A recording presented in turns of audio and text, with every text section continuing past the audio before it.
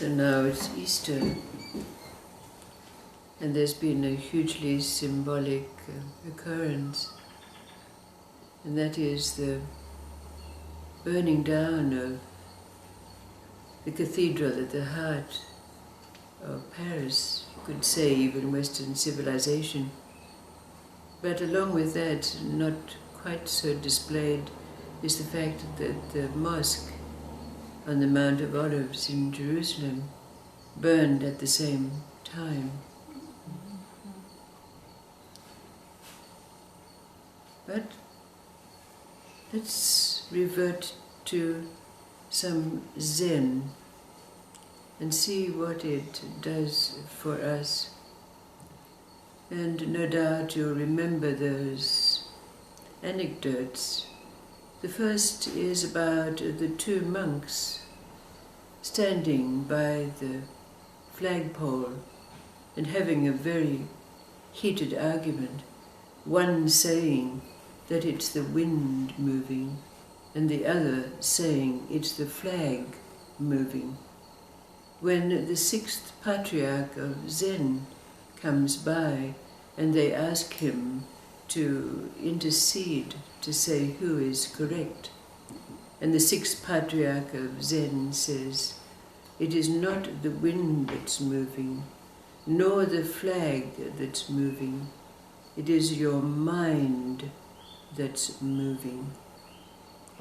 But some long time later, there was a group of monks, of wandering monks, who came to a monastery to seek hospitality, and they got into also a heated argument about this anecdote.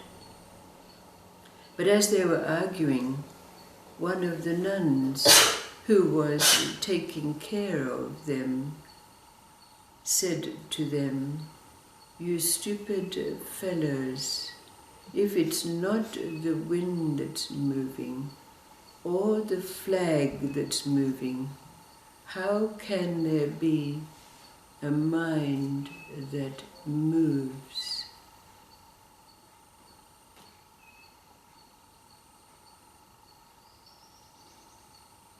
Ponder on this. And then there's the anecdote of when the sixth patriarch had left the body and a seventh Zen patriarch was to be chosen. And the head monk of the monastery was invited to write his truth on the wall.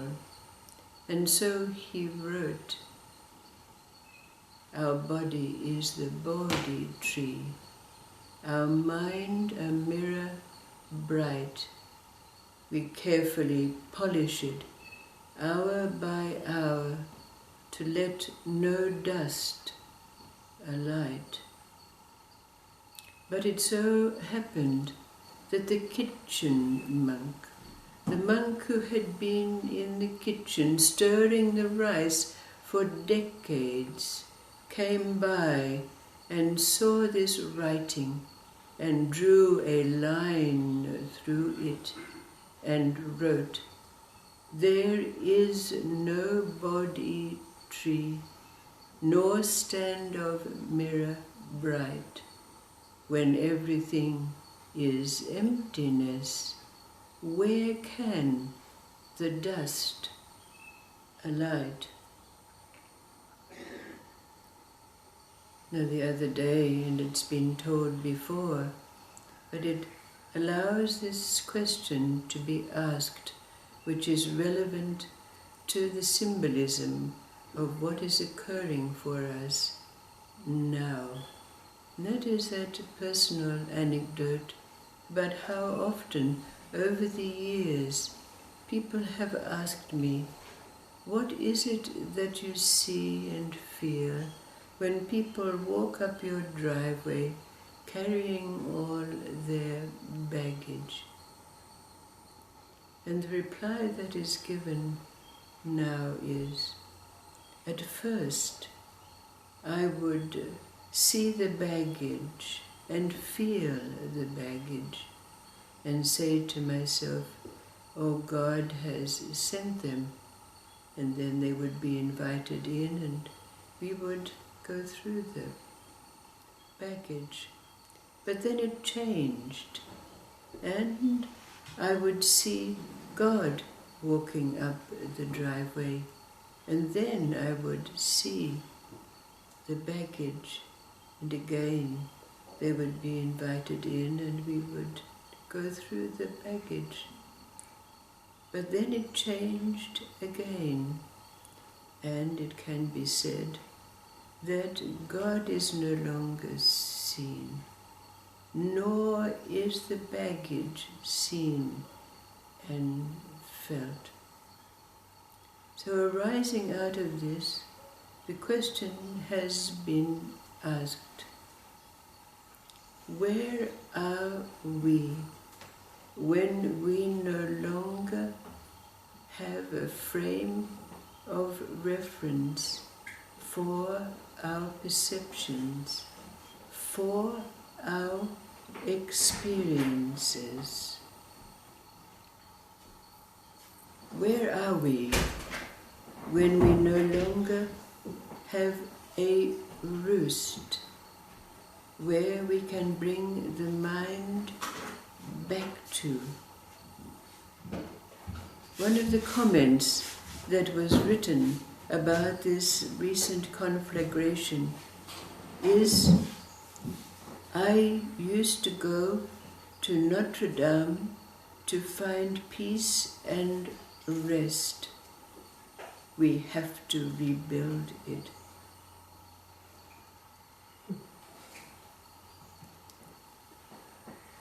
Where are we when our mind can no longer find a roost, no matter what that roost might be?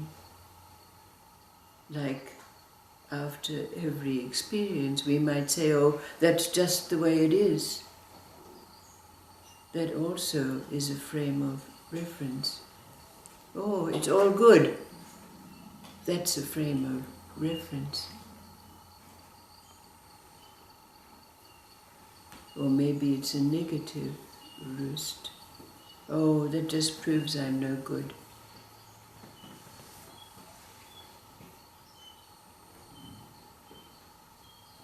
The challenge for us is, when we arrive at this place where we can no longer find a roost to bring our mind to rest, where are we? What happens when that conflagration burns to the ground, that place, the heart of Western civilization?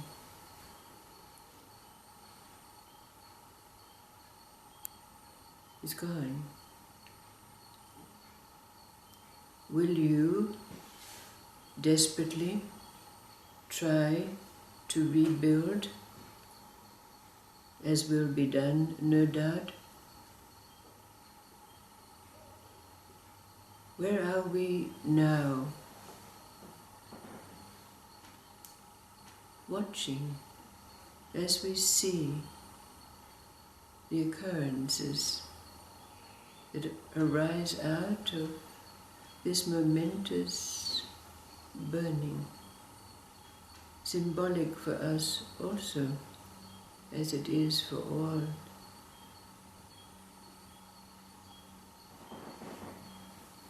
Where are you now? Do you still find yourself coming back to some place that we could call that place of rest? Oh, that's God's business. That's a frame of reference. That's a roost. Well, this is the way it is. That's a roost. That's a frame of reference. Do you dare Are we challenged to come back to that place that's described in this anecdote, this Zen anecdote? There is no Bodhi tree, nor stand of mirror bright, since everything is emptiness. Where can the dust alight?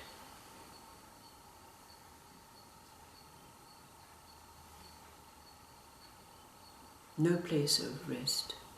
Where does it leave us? Where does it place us when the mind finally realizes it cannot come back to somewhere?